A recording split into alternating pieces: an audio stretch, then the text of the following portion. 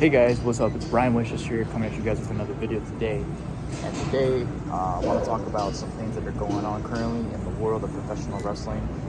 So we are 1 week away now from the Royal Rumble, and things are shaping up to be an incredible scene of events as we are approaching the Rumble. There are some things that I want to talk about here, because as we learned from this past Monday on Raw, when Seth freaking Rollins defended the World Heavyweight Championship against Jinder Mahal, he apparently suffered some sort of leg injury, and some people thought that it wasn't going to be a serious injury, and then we come to find out that unfortunately he has the same injury that he had before when he was getting ready for his match with Triple H back at WrestleMania 33 in 2017. So he has some torn MCL or meniscus, something like that. It's literally the same exact injury that he had before previously, a few years back. So I don't know what this could lead up to. I don't know if this is a storyline injury. I don't know if he's actually hurt. I have no idea what the case may be. I'm hoping that he's not actually hurt. I'm hoping he doesn't have to vacate the title, because ever since Punk came back, it's clear as day that he wants the World Heavyweight Championship. He wants to go after Seth freaking Rollins. They even planted it. I mean, they had the face-to-face segment promo that they had a few weeks ago. So, I mean, if this is going to end up happening and Rollins is going to have to vacate the world title, then, man, I don't know what they're going to be doing, because this is like such bad timing. We're only a week away now from the Royal Rumble. We're still about 2 months away from WrestleMania. Actually, 3 months away. About 2.5 months away from WrestleMania. So I mean, there is still plenty of time to build up to the match itself, but I don't know where it could lead up to. So Rollins is apparently going to be kicking off Monday Night Raw tomorrow night, and he's going to be stating what his future will be in the world of professional wrestling and his career overall. Is he going to vacate the world title? Is he going to be in good hands? Is he going to be good to compete at WrestleMania? We don't know what's going to happen, so stay tuned with that, and we will find out as we get to Monday Night Raw tomorrow night. Another thing I want to talk about, AEW is apparently trying to bring back ratings. They're trying to get the fans to watch, more than they did before. And I will say, Tony Khan is stepping up his game with AEW. The matches they just announced for this upcoming Wednesday night on Dynamite, insane. It's like a pay-per-view dream card. You got Jeff Hardy's going one-on-one with Swerve Strickland, first time ever. You got Heyman Adam Page versus Pentel Cero Miedo. Then you got Adam Copeland against Minoru Suzuki. I mean, what a fucking card, man. That's insane. So it's pretty crazy overall.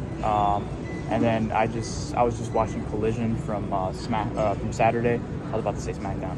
I was watching Collision from Saturday, and it was a great show overall. I enjoyed the matches that they put on. Daniel Garcia and Buddy Matthews was a banger. I enjoyed the main event with Danielson, Cascanoli, and Kingston and Ortiz. That was great. And it seems like we're getting possibly another rematch between Kingston and Danielson. I would love to see that, because these guys kicked ass the past couple matches they've had previously. And then they also just announced for next Saturday's Collision, the main event is FTR and Daniel Garcia teaming up to take on the House of Black in a trios tag team elimination match inside the steel cage. That's going to be insane. What's crazy overall is that's going to happen the same night of the Royal Rumble, because the Royal Rumble is next Saturday night and Collision takes place on Saturday. So obviously everyone's going to be watching the Royal Rumble because it's one of the biggest events of the entire calendar year for WWE. But I mean, if you're also a fan of AEW, then AEW fans are going to stick around to watch Collision after the Rumble goes off the air. So that's probably what I would do. Switching gears, talking about SmackDown now. Talking about the Blue Brand. So they had the contract signing this past Friday night. with Randy Orton, AJ Styles, LA Knight, and Roman Reigns. But Roman didn't show up until the end of the show. I mean, he was shown a couple times throughout the show, but he didn't come into the ring to sign the contract until the end of the show. Randy Orton fought Solo Sikoa in the main event. AJ Styles fought LA Knight, and then when we got to the end of the night, that's when Roman came out, caused a disqualification. Well, no, he didn't cause a disqualification. Randy ended up RKOing Solo Sikoa for the win. Then the Bloodline came out, and they tried to cause havoc. Then LA Knight and AJ Styles were going after each other. Randy RKO'd Solo Sikoa, got the 1-2-3, pick up the win. And then he RKO'd Roman, he RKO'd Styles, he RKO'd LA Knight. Randy was just on a rampage, just RKOing everybody in the scene. It was fucking great. Love to see that. So Randy was the last man standing when SmackDown went off the air. So good stuff, man. I'm really excited for the Fatal 4-Way. And yeah, it's going to be a fun match. Now, from what people are saying, Gunther and Brock Lesnar, is this the match that we're going to be seeing at WrestleMania? How are we going to get to this point? Where is this going to come from? Well, the only possible way we can get this storyline to actually take place, for it to actually start, is the Royal Rumble match itself. You have Brock Lesnar come back, no matter what entry number Gunther gets, whether he comes out at number 1, he comes out at number 14, number 21, number 17, whatever. Whenever you have Gunther in that ring, Brock Lesnar needs to make his way out, make his return, and these two have to have a face-to-face like how they did previously before, except this time Lesnar's got to be the one to take out Gunther, or maybe it would be better if Gunther's the one that eliminates Brock Lesnar, because if Brock Lesnar gets eliminated by Gunther, then it will possibly lead to Lesnar going on a rampage and wanting to take out Gunther. And what if Lesnar takes out Gunther? And then now we have a fresh new rivalry, and we get this thing going for WrestleMania 40. I think that'd be great.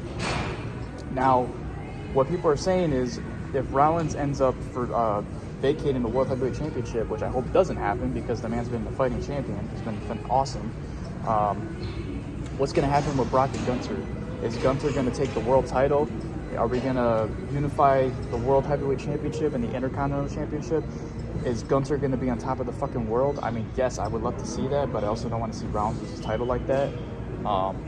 Because the worst thing that could possibly happen to a superstar who's been, having the title reign of a lifetime is for them to vacate the world title due to an injury, an undisclosed injury.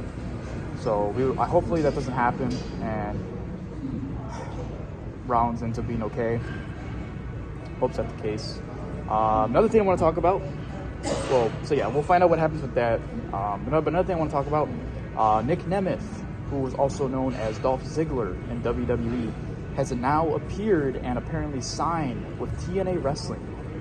Yes, the Dolph Ziggler himself has signed with TNA Wrestling.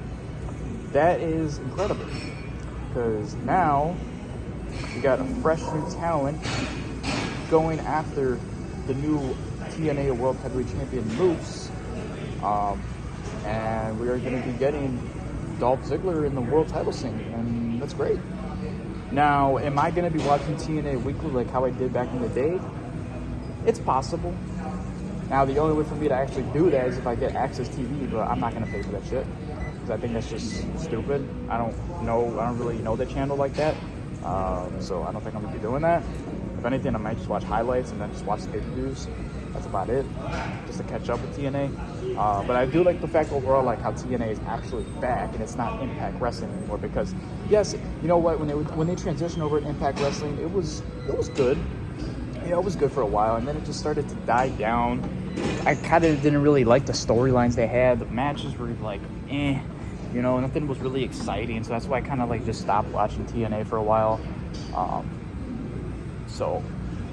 But you know what? I'm like, you know what? They made an announcement saying Impact Wrestling was going to transition back over to TNA Wrestling. So I'm like, hey, let's go check it out.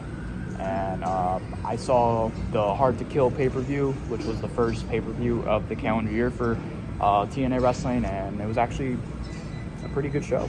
So, yeah. we'll have to see where things play out with that. So yeah, I just wanted to give you guys just my quick little thoughts on like basically all the shit that's been going on this past week with wrestling.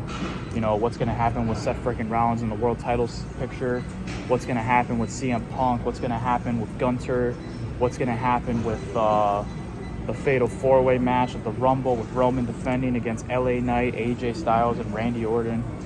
Many more things to come here. Yeah, we'll have to see what happens. So that was just a quick little thing I want to talk about here. And yeah, so thank you guys so much for watching. I've been Ryan Winchester, and I will see you guys in the next one. Stay tuned for more content, and have yourself a fantastic day. Peace.